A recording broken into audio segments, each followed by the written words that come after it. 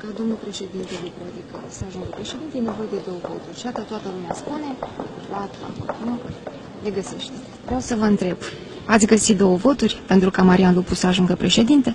Dacă aș fi încercat, le-aș fi găsit deja.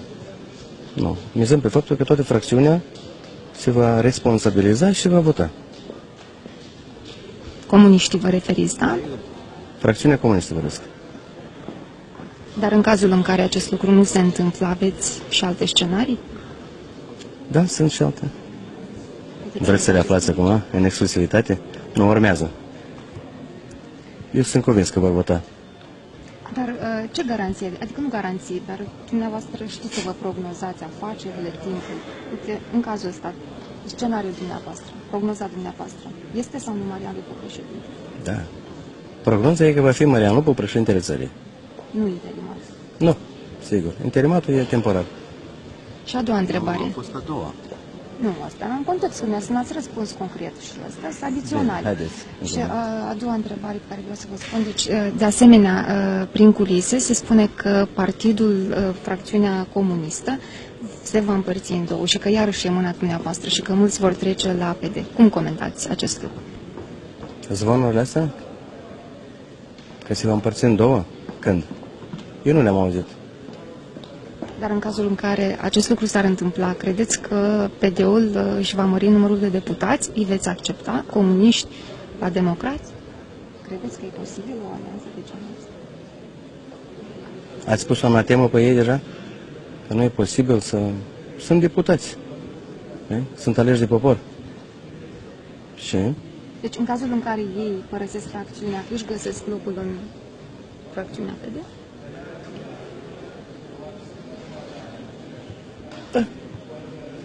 Dacă. Dar e prematur. E prematur să vorbim despre asta. O coaliție largă este posibilă? Adică împreună cu comuniștii să... Cred că ar trebui să întrebați aici pe domnul Ghimpu mai mult. Dacă e largă. Alianța creată acum e o alianță, eu n-aș spune că e o alianță de dreapta, e o alianță între 3 partide. Unul de dreapta, unul de centru-dreapta și unul de centru-stânga. Și că ar mai fi o fracțiune de stânga, după mine, de ce nu? Dar poziția partidului va fi determinantă. Și iată, astăzi domnul Vlad Filat a spus că nu exclude scenariul că va fi ales președintele țării, după care actualul guvern demis. Dumneavoastră, ca reprezentant al acestei alianțe, ați putea participa la un astfel de scenariu? La exercițiul demiterii guvernului, pur și simplu? Nu. Nu. Sub care principiu? Nu știu, eu nu l-am văzut pe domnul Filat, nu înțeleg contextul. Nu, adică el a fost întrebat. Uite, există o astfel de posibilitate ca dumneavoastră, după ce participați la alegeri președinte, să fiți demis. Și vă întreb, și pe dumneavoastră, există un astfel de scenariu? Teoretic, orice scenariu e posibil. Practic? Practic nu văd de ce s-ar fi făcut exercițiul ăsta. Există o alianță, există o înțelegere. E cineva mandatat să facă actul de guvernare,